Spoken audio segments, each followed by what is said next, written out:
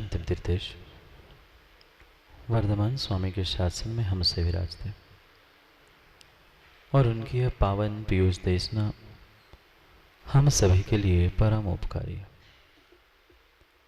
अनादिकाल से हमारी आत्मा में जो जन्म, जरा और मृत्यु रूपी रोग लगे हैं, उन रोगों का उपशमन करने वाली कोई परम औषधि है तो वह एकमात्र यह चिन्हवाणी। भव्य आत्माओं, हम अपने आप को समझने के लिए, अपने हृदय में परिवर्तन करने के लिए आभ्यंतर जगत में विहार कर रहे थे, जिसे हमने शायद आज तक नहीं समझा। ऐसे स्वयं के भाव और भावनाओं को समझने का हम प्रयास कर रहे हैं। विहार चल रहा था अपने आभ्यंतर जगत को समझने का, पर कब तक और क्या मुझे करना था ये ही मुझे नहीं पता। स्वयं के विचारों को और स्वयं को समझने की हमारी प्रक्रिया चल रही थी। संसार में हमने सबको समझा, सबको टोका, सबको समझाने का और सुधारने का भी प्रयास किया, पर आज तक माँ हम अपने स्वयं को नहीं सुधार पाए, अपने स्वयं को हम नहीं समझा पाए। हमारा यही प्रयास चल रहा था, जो स्वयं के विचार, स्वयं के परिणाम, स्वयं की सोच थी, उसके ही बारे में हमें समझने का प्रयास चल रहा था। ये कब तक समझना है और कब तक हमें ये कार्य करते रहना है? कोई बहुत बड़ी वस्तु, बहुत बड़ी सिद्धि प्राप्त करने के लिए नहीं, हमें ये कार्य अपने आप को समझने का पंडित जी तब तक करना है जब तक हमें स्वयं की गलती समझ में नहीं है।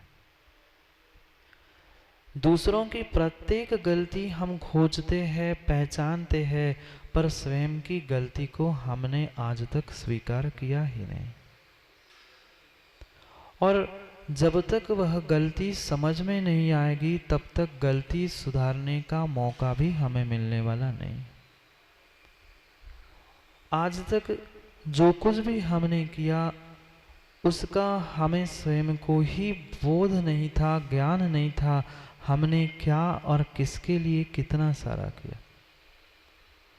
अब थोड़ा सा समय और समझ मिली है, हमें समझना है, बहुत ज़्यादा नहीं, क्योंकि अक्सर हमारे साथ वकील साहब यही होता रहा। हमने इतना समझा कि दूसरों को समझाने के तो काम आ गया, पर स्वयं को समझाने के लिए, स्वयं को समझाने के लिए मेरे किंचित भी मेरी स्वयं की समझ काम में नहीं आ पाई। अब उस समझ को ही हमें समझना है कि किन कारणों से मैं आज तक इस संसार में भटकता रहा। कौन सा ऐसा कार्य था, कौन सी ऐसी भावनाएं थी, कौन से ऐसे भाव थे जिनके कारण मैं आज तक संसार से उभर नहीं पाया। कल भी हमने समझा था कि एक बहुत बड़ा भ्रम हम अपने दिलो दिमाग में लेकर चलते हैं। हर व्यक्ति यही सोचता है, यही चाहता है कि जितने जितने इस ब्रह्मांड में वस्तुएं हैं, जीव है, सभी मेरी है, और जितनी ये वस्तुएं है, व्यक्ति है, प्रत्येक व्यक्ति मेरे हिसाब से चले, मैं जैसा कह रहा हूं वैसा चलो। ऐसा नहीं सोचते ना? जब तक यह मेरे भीतर बैठा हुआ भ्रम है तब तक मैं सुखी होने वाला नहीं। विचार करो, कैसी कैसी भाव और कैसी कैसी भावनाएं हम दिन भर में भाते, कितना हम अपने आप को बदलने का प्रयास करते हैं, और कितना हम दूसरे को बदलने का प्रयास करते। आज तक हमने उस वास्तविकता का बोध ही नहीं कर पाया, और उसी कारण से हम चाहते हुए भी संसार में कुछ अच्छा कार्य नहीं कर पा रहे। प्रयास करो, कुछ क्षण अपने लिए बैठकर प्रयास करो कि हम किस प्रकार की भावनाओं को प्राप्त कर चुके हैं और अब हमें कैसी भावना और कैसी भावों को प्राप्त कर। क्योंकि कुंद कुंद स्वामी के उस वार्षाणुपेक्षा ग्रंथ के अंतर्गत हम उन 12 भावनाओं को ही समझने का प्रयास कर रहे, और उन 12 भावनाओं के द्वारा ही, 12 स्थानों के द्वारा ही हमें अपने आप को समझना था, अपने स्वयं के लिए स्वयं का निर्णय करना था। व्यक्ति आज तक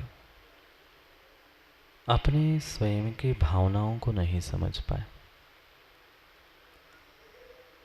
जो कुंद कुंद स्वामी के हम वार्षाणुपेक्षा ग्रंथ को समझने का प्रयास करें, कुंद कुंद स्वामी भी हमारे लिए उन 12 भावनाओं का ही चिंतन कराते हुए संसार के इन दुखों से भय उत्पन्न करा के वैराग्य से परमात्मा बनाने की प्रक्रिया समझा रहे थे। सब कुछ हमने आज इस ब्रह्मांड में समझ लिया, पर फिर भी समझने के साथ साथ व्यक्ति अपने आप को नहीं समझ पाया और अपने भीतर बैठे हुए बहुत बड़े भ्रम को नहीं समझ। ये प्रत्येक जीव की भूल है।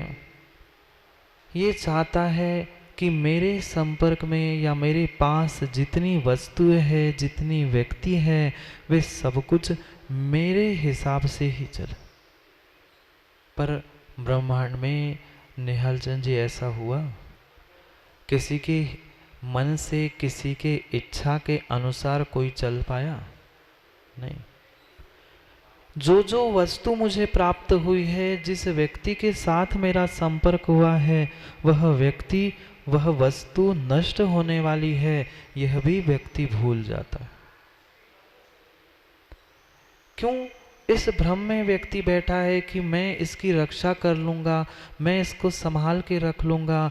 वह भूल जाता है कि जिस क्षण तुम उस वस्तु का निर्माण कर रहे थे, उसी क्षण से उसका क्षरण भी होने लग गया था, और एक ही साथ उस उत्पन्न होते हुए वस्तु में, उत्पन्न होते हुए व्यक्ति में वह भी उसी समय चल रहा था। यह बहुत बड़ा सिद्धांत व्यक्ति भूल जाता है। क्या करें? जैसा पंडित जी आपके कर्म का नियोग है वैसा ही होगा। हम क्या करें? समझाना तो चाहते हैं पर वो समझ नहीं पा रहे। समझना ये भी सब अनित्य है, ये भी शाश्वत नहीं है। ये सत्यता का प्रतीक कराना चाहता है कि वास्तव में जो हमारा भ्रम था कि वह सब कुछ व्यवस्थित हो, संसार में वकील साहब कोई भी वस्तु व्यवस्थित हम कर ही नहीं सकते।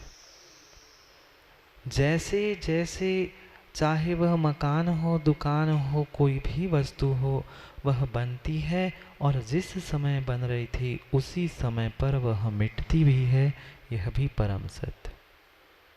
क्योंकि तीसरी गाथा को हमें समझना है। कल हमने कुंद कुंद स्वामी की तीसरी गाथा को पढ़ना प्रयास किया था, पर समय हो गया था। आज उस तीसरी गाथा को हमें समझना है कि कुंद कुंद स्वामी उस अनित्य भावना, अनित्य अनुप्रेक्षा के विषय में हमें किस प्रकार से और क्या समझाना चाहते।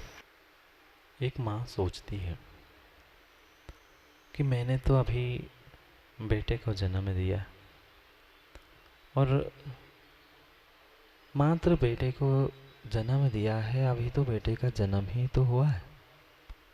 पर माँ भी भूल जाती है कि जिस समय बेटे का जन्म हुआ है उसी क्षण से और उसी समय से बेटे की प्रति समय मृत्यु भी चल रही। कोई व्यक्ति बहुत सुंदर मकान बना लेता है, बहुत सुंदर घर भी बना लेता है, पर जो घर और मकान उसने जिस समय पे बनाना प्रारंभ किया था, उसी समय से ही उस घर का, उस वास्तु का, उस मकान का क्षरण होना प्रारंभ हो गया।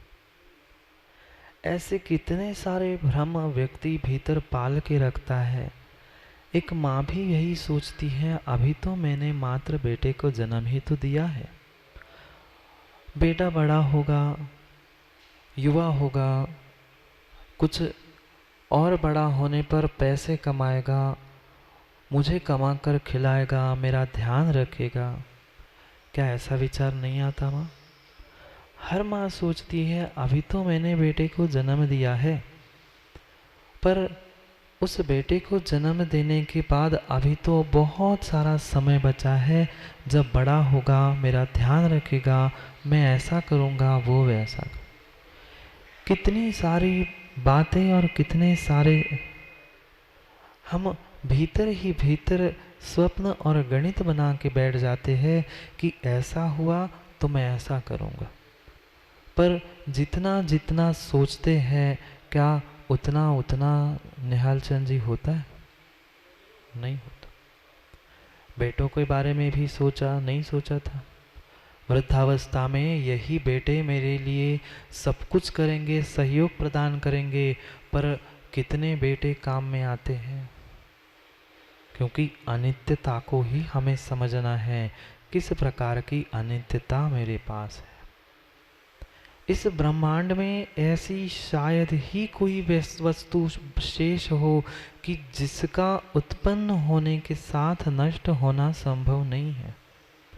यही तो बहुत बड़ा भ्रम हमारे भीतर बैठा है कि हम ये चाहते हैं वस्तु उत्पन्न हुई है तो जैसी उत्पन्न हुई है वैसी ही बनी रहे, पर वैसी होना संभव ही नहीं। ये जितनी भी ब्रह्मांड की वस्तुएं हैं, वे सभी वस्तुएं उत्पन्न होगी तो नष्ट भी होगी। यही त्रैकालिक सिद्धांत है। चाहे वह घर हो, मकान हो, वाहन हो, चाहे साथ रहने वाला कोई व्यक्ति भी क्यों ना हो, वह व्यक्ति भी जिसने जन्म लिया है उसका मरण होगा ही होगा। पर ये भ्रम हमारा उस वस्तु और व्यक्ति के प्रति जो मेरा ममत्व भाव था, उस ममत्व भाव के ही कारण था। और जब तक यह ममत्व भाव मेरा भ्रम दूर नहीं होगा, तब तक इस संसार के दुखों से हम छूटने वाले नहीं। किस बात का दुख है, किस बात का भ्रम है?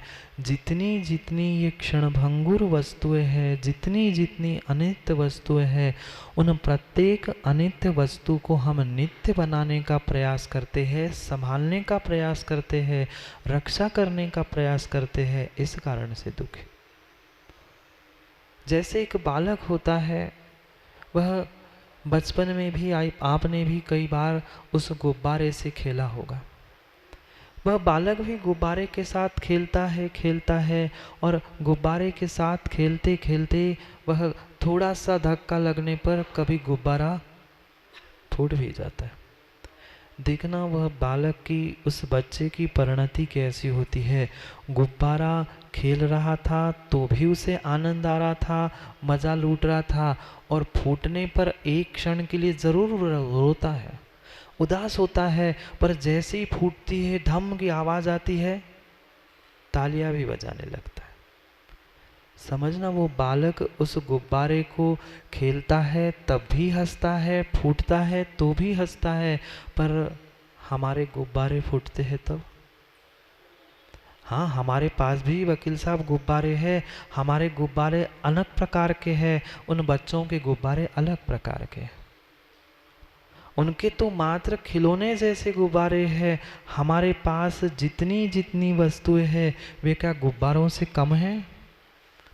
गुब्बारा तो कुछ ही दिनों में, कुछ ही घंटों में फूट गया था, पर जो वस्तु और जो व्यक्ति तुम्हारे साथ है, वह उसमें हवा भरी है तो गुब्बारा फूटना ही था। ऐसे ही कोई वस्तु उत्पन्न हुई है तो वह नष्ट भी होने वाली है। इसी बात को अनित्य में समझना है। कुछ भी इस संसार में शाश्वत रहने वाला ही नहीं है। ऐसा कहते हैं कि एक व्यक्ति नदी में दोबारा पैर नहीं रख सकता। समझना, बहुत गहरी बात कह रहा हूं वकील साहब। ऐसा कहा जाता है, a man cannot step second to the river. पानी में बहते नदी में व्यक्ति दूसरा पैर दोबारा नहीं रख सकता। मतलब जो जिस पानी में, जिस बहते पानी में उसने पहला पैर रखा था, वो पानी तो बह गया। जब भी दूसरा पैर रखेगा वहां पर पानी दूसरा ही आएगा। ये पानी के विषय में तो हमें समझ में आता है, पर ये जो लंबे समय तक हमारे साथ वस्तुएं थी, मकान था, घर था, वाहन थे, व्यक्ति थे, हम उनके प्रति कितना बड़ा भ्रम पालन करके रखे। कितना बड़ा भ्रम हमने अपने भीतर धारण करके रखा है कि ये वस्तु, ये मकान मेरे से ज्यादा चलना चाहिए। ये बेटा जिसको मैंने माँ जन्म दिया है, वही बड़ा होकर मेरा ध्यान रखेगा। पर जितने जितने ऐसा सोचते हैं, उतनों के साथ क्या होता है वकील साहब? बेटे है, कहाँ है? वो हमें पता है, हमें तो पता है। मैं पूछ रहा हूँ, क्या पूना भेजने के लिए आपने माँ छोटे से बड़ा किया था?